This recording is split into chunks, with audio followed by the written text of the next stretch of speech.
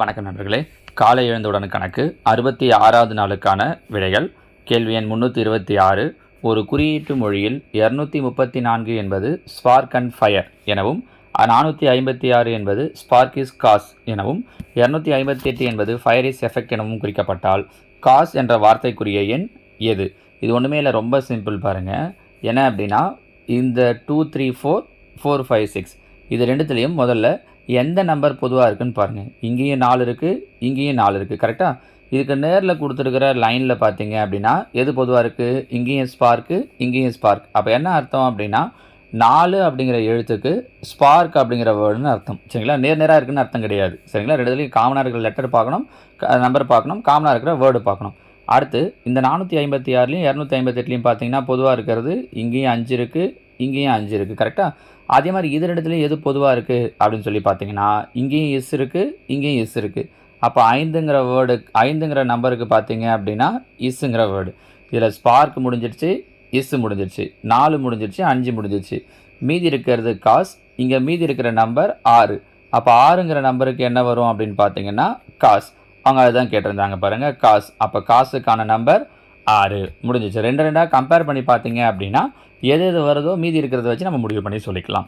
புரியுதுங்களா? இந்த மாடல்லே தான் ஏற்கனவே பார்த்தீங்கன்னா ஆல்ஃபா நியூமரிக் டெஸ்ட்டில் நான் ஒரு வீடியோ போட்டிருக்கேன். அதோட லிங்க்கையும் நான் கீழே டிஸ்கிரிப்ஷனில் தரேன் பாருங்கள். மீதி இன்னும் ஒரு சில கொஷின்ஸையும் அதில் நான் எக்ஸ்பிளைன் பண்ணியிருப்பேன். அதை பார்த்தீங்கன்னா இன்னுமே இது தெளிவாக உங்களுக்கு புரிஞ்சிடும். சரியா? அடுத்த கேள்வி பாருங்கள். 327. ரீட்டாவை விட அனிதா உயரமாக உள்ளார், ஆனால் சுபாவை விட உயரம் குறைவாக உள்ளார். ஹைட்டை வச்சு கொடுத்துருக்காங்க.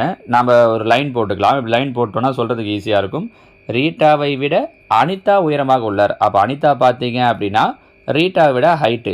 கரெக்டானு பாருங்கள். ரீட்டாவை விட அனிதா ஹைட்டு, ஆனால் சுபாவை விட உயரம் குறைவாக இருக்கிறார். யார்? அனிதா. ரீட்டாவை விட அனிதா ஹைட்டு, ஆனால் சுபாவை விட ஹைட்டு கம்மி.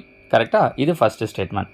அடுத்தது, ரீட்டா சரிதாவை விட உயரமாக உள்ளார். ரீட்டா இதோ இருக்காங்க. ரீட்டா பார்த்தீங்கன்னா சரிதாவை விட ஹைட்டு அதிகம். ரீட்டா சரிதாவை விட உயரமாக உள்ளார். சுபா கார்த்திகாவை விட உயரமாக இல்லை. சுபா இதோ இருக்காங்க.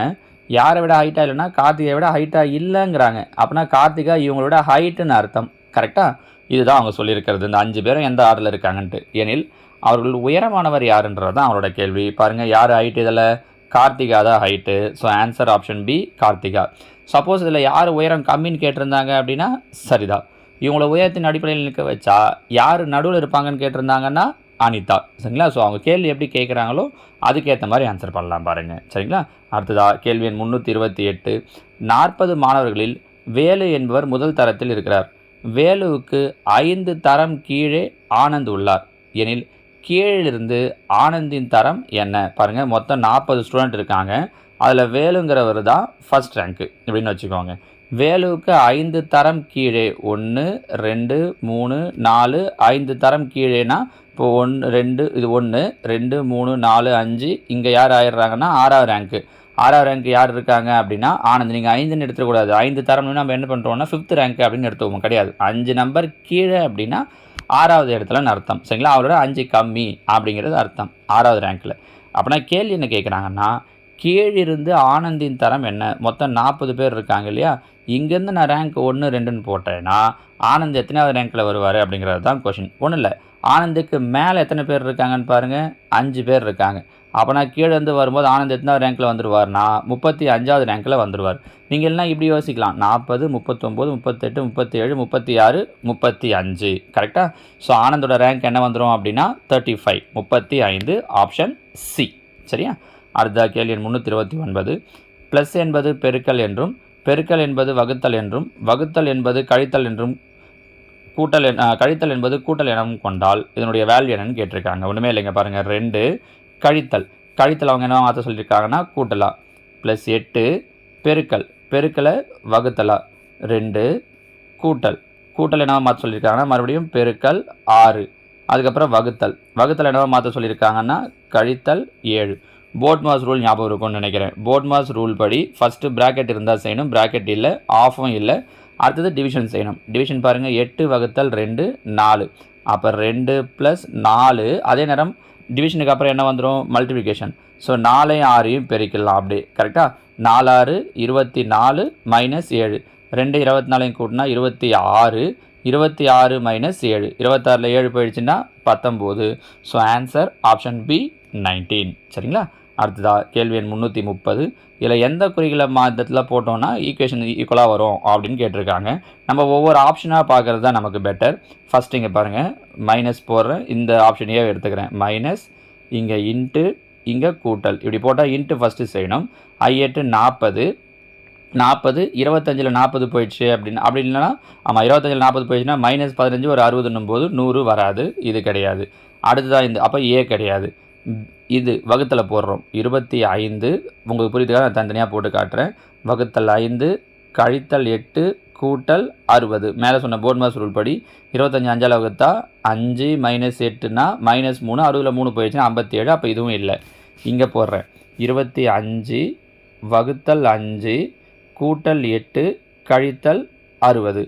பாருங்கள் 25 5ஆல் வகுத்தோன்னா 5, 5 ப்ளஸ் 8, 5 8 13 ஒரு 60 அப்படின்னும் போது 73 தான் வருது. அப்போ இதுவும் கிடையாது. ஸோ கண்டிப்பாக ஆன்சர் ஆப்ஷன் டி தான். வேணா ஒரு வாட்டி அதையே செக் பண்ணி காட்டிடலாம் பாருங்கள். 25 இங்கே வகுத்தல், அடுத்ததாக இங்கே பெருக்கல், இந்த இடத்துல கூட்டல். 25 5ஆல் வகுத்தோன்னா 5 பெருக்கல் 8, I8 40 கூட்டல் 60, 40 60 கூட்டணுன்னா 100. கரெக்டாக வருது பாருங்கள். ஸோ ஆப்ஷன் டி தான் இதற்கு உண்டான சரியான விடை. சரிங்களாம்மா? ஸோ இதோட 330 கேள்விகள் முடிஞ்சிருக்கு. அடுத்ததாக பாருங்கள், காலை எழுந்தவுடன் கணக்கு 67வது நாள். இதில் கொஞ்சம் கொஷின்ஸ் எல்லாம் வித்தியாசமாக கொடுத்துருக்கோம் பாருங்கள். இரு பல்லுறுப்புக்கோவைகளின் மீ போ மா மற்றும் மீ போ வா ஆகியன முறையே x⁻6 - 1 மற்றும் x+1 ஆகும். ஒரு கோவை x³ + 1 எனில் மற்றொரு கோவை என்ன? கீழே 4 ஆப்ஷன் கொடுத்துருக்கோம் பாருங்கள். இதுக்கு ட்ரை பண்ணுங்கள், இல்லாட்டி நாளைக்கு நான் உங்களுக்கு விளக்கமாக சொல்கிறேன். சரியா?